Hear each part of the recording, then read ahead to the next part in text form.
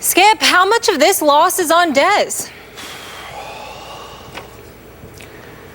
Stephen A. Smith, I have to admit publicly, I was so disappointed in Dez Bryant at the end of that game yesterday. In fact, I was crushed over it because I thought he was going to make the play that would win that game to get my Dallas Cowboys to next week at Miami when Tony Romo returns. And look, because at the end of last year, I called Dez Bryant the best receiver in football. And because all through the offseason, I called him an emerging team leader. And I campaigned for him to get his money, as did you. And he did get his $70 million, which he richly deserved. Because of that, I'm going to hold him most responsible for that loss to Jameis Winston and company at Tampa Bay. Stephen A., I said Friday, it's time for Dez to learn to channel his rage and his frustration about over all this losing into playmaking instead of into tirades against the media over things that should not matter to Dez Bryant. So let's go back to 4 minutes left in this game at Tampa yesterday. 3rd and short, and they throw it up the field. Matt Castle actually threw a good ball. I don't really believe in Matt Castle, but he threw a good ball right into the hands of Dez Bryant up the sideline for about 14 yards, and Dez cold flat dropped it. That would have been a first down. That would allow Dallas to eat a little more of that clock, maybe at least punt Jameis deeper into his territory. But as it stood, they had to punt right away from there, and Jameis got the ball at the Tampa Bay 44-yard line. Now let's go to the end of the game. Late throw into the end zone by Matt Castle. Made a great throw, perfectly positioned deep ball. You can call it a Hail Mary. I thought it was a Hail Dez because a year ago, Dez puts that ball in his back pocket. He owns that ball. He posts up a safety. He's got a safety, McDougal on him, Bradley McDougal on him. He posts him. He bodies him. He waits until the perfect point. He high points that ball, goes up, snatches it out of the sky, and Dallas wins the game. I have no idea what got into him yesterday. I'm not saying he didn't try. He seemed to lose the ball in flight for a second. He veered off path. He put himself in position for Bradley McDougal to get away with a little shove in the back. I would not have called it. I would not have flagged it because it's a jump ball with the game on the line. Let them play. Dez is bigger. Dez is stronger. All I know, if I'm going to give him any excuse or break here, Stephen A., maybe he can't jump off that surgically repaired foot. That's all I can figure out. Maybe he's afraid. Maybe it's just too sore to launch off that foot. That's all I got right now because otherwise he just looked lost. Lost the ball, lost his emotion, seemed defeated. I have no idea what didn't get in to Dez Bryant. I thought it was going to be Dallas's game. It was not. So in the end, as unfair as it might be, that loss is mostly on Dez Bryant. Well, Skip Bayless, let me say this to you. I'm not going to disagree with you, but I'm going to try and be, if it is at all possible, I'm going to try to be a little bit more expansive about Dez and the Cowboys than even you are in this particular situation. I'm going to separate a couple of things, all right? When we look at the pass, the drop pass, he dropped the pass. It's not like he tried to drop the pass. He jumped up for it. It hit him. He should have caught the pass. Elite receivers catch those passes. But similar to Calvin Johnson and him messing up that onside kick against Green Bay, and we'll get into that a little bit later, Dez Bryant dropped the pass he should have caught. It's just that simple. There's nothing more to it than that. When you look at him, that jump ball, that jump, that it wasn't a Hail Murray, as you called it, a Hail Dez, because it was up there for him to get it. I completely agree with you. And I'm not making that call. Let him play and decide the game. Yes, he did get nudged in the back. So what? It's not the first time it happened to Dez. It wouldn't be the last. That's just the first time we didn't see him really go up for it the way he normally does. If it's his foot, it's his foot. If it's something else, it involves a more expansive discussion.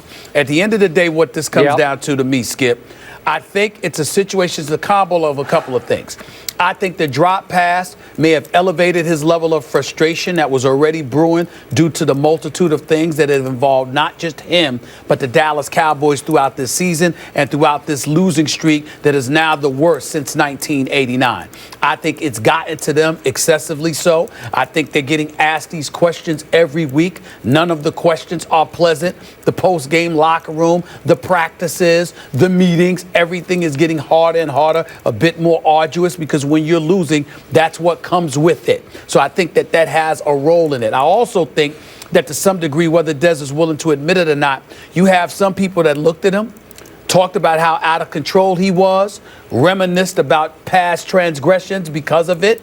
Not only that, it was in the immediate aftermath of a Greg Hardy, which is something that Dez Bryant has to watch out for, because we know that Greg Hardy is a problem totally different than anybody else right now, and that's simply the situation. Him going off on the sideline, I don't think it's a reason for everybody to get into Greg Hardy because he was arguing with a teammate on the sideline for a brief second. Let's make sure we don't nitpick to the degree that we're monitoring every little thing the guy does to say he has a problem. We know he's got a problem, but let's not use that as an excuse to highlight it. But in the end, if you're Dez Bryant, you're surrounded by all of this. And I think that when you're at that on that play in that end zone, your zest, your passion, your desire to go for it, the way we know Dez usually has that desire, I think that dissipated a little bit because of all the things that he's been going through, and it showed itself, if at all possible, on that particular end zone play. In the end, so because of that, I would look at this game and I would give Dez some responsibility for the loss, which is something that he's willing to stomach. But Skip, I got to tell you, I'm getting really sick and tired of it just stopping with the players or us going all the way upstairs to Jerry Jones. Isn't Jason Garrett a head coach? Isn't a head coach in the National Football League supposed to be able to stop some level of bleeding? They have now lost 7 straight. Skip Bayless, no matter how much I get on Tony Romo, I know Tony Romo is great. I know Tony Romo can play, all right? But tell me you 2-5 without Tony Romo. Tell me you 3-4 without Tony Romo. 0-7? Really? Darren McFadden didn't run the football well yesterday, but he had a 152-yard game. He had a couple to a few 100-plus yard games since Tony Romo has been out. The defense has played better since Tony Romo has been out. Cole Beasley has played well since Tony Romo has been out. Dez Bryant returned since Tony Romo has been out. You're Jason Garrett. You can't find a way to win a couple of these games? I mean, at some point in time, even though he's the ultimate puppet for Jerry Jones because he just echoes verbally whatever Jerry Jones says or tells him to say, doesn't it get to a point where we look at Jason Garrett? Skip Bayless, I didn't realize this. I had totally forgotten about this till yesterday. Do you realize that Jason Garrett was asked by Jerry Jones to fire his own brother and did so? There are plenty of coaches. He did. There are plenty of coaches in the National Football League, Skip Bayless. You come to them to say fire their brother, they'll tell you hell no. You know, you fire me. I'm not doing that, okay? It's not him, it's me. Okay. But, Jason, I mean, at some point, I'm just using that to highlight. At some point, Skip, it ain't just about a play or a player. It is about the supposed leader of the team. It's supposed to be Jason Garrett, the head coach. Oh, you asleep at the wheel totally because Tony Romo is out? Come on, man. Come on now. Somebody got to look at Jason Garrett. I'm sorry. Somebody got to look at him. I blasted Jason Garrett a week ago, and I am completely with you on this. The Dallas Cowboys, my Cowboys, have come close, have been in position to win 6 of those 7 games. And they've lost, as you point out, and everybody knows, all 7. Well, I think 6 times they had a chance. They had some fourth quarter chance to win 6 of those games. They have quietly, slowly, but surely learned to lose close games. They have gotten very comfortable with losing close games with no urgency, no retribution from the head coach, no fear of the head coach's wrath, because the head coach has no wrath. The head coach is a Stepford coach. I don't know if you remember the Stepford Wives movie, but he's like a robot. It's like Jerry Jones created him in some laboratory or had him created, and he is just a puppet who just gazes into the distance and keeps slapping the players on the back as they come off the field. keeps clapping for his players no matter what happens, and they don't feel any urgency or fear from the head coach. Can you imagine what Jimmy Johnson would have done to this team? And again, Jimmy had a terrible year. He would have they would have thrown fits of rage that would have made Dez look like a choir boy, and the team would be afraid of losing, and somebody would have stepped up somewhere and made one play to win one game to reverse the tide of losing.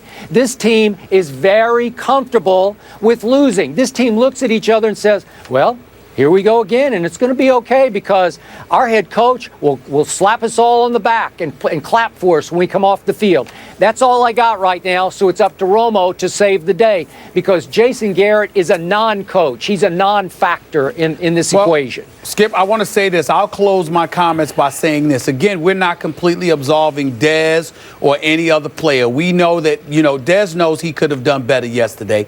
It just is what it is. He's got a lot going on, and we'll just leave it at that. But I will tell you this, Skip. If a miracle happened, and obviously I'm not talking about this season because Dallas, as far as I'm concerned, is done. But if we're talking about moving forward in the seasons and the years to come, and Dallas lucks up, and obviously a miracle happens and they win a Super Bowl, I don't care to see the head coach lofted like, they're carrying him on their shoulders like they do Super Bowl champion coaches. As far as I'm concerned, Skip, I don't know what he's doing because to me, I don't get it. I don't get you can't win a game without Tony Romo. A game? Not one game? I mean, come on now. At some point in time, it's your responsibility to find this is football. Injuries are a part of the game. That's not applicable to Tony Romo. If this were anybody else, we'd be talking about coaches on a hot seat or coaches getting fired. This guy, other than last year, the best that he has done with the Cowboys were 8-8 seasons. That's it. The last year's 12-4 was the only mulligan, and that was because of an MVP caliber year that Tony Romo was having, and an MVP caliber year that DeMarco Murray was having. And even though they should not have let go of DeMarco Murray, they have plenty of weapons on both sides of the ball to prevent themselves from going 0-7 without Tony Romo. If Jason Garrett can do his job. I don't know enough about football to dissect the intricacies of what the head coaching responsibilities are. I'm a results-oriented dude, bottom line, because even if I did know, they tell me I'm lying and they deny it anyway, so it doesn't make a difference. But the results are something they can't deny. I'm tired of Jerry Jones, Stephen Jones, Tony Romo, Des Bryant, Greg Hardy, or somebody like that being held accountable. Jason Garrett is responsible. He's the head coach. And damn it, he ain't doing his job. Somebody needs to say something.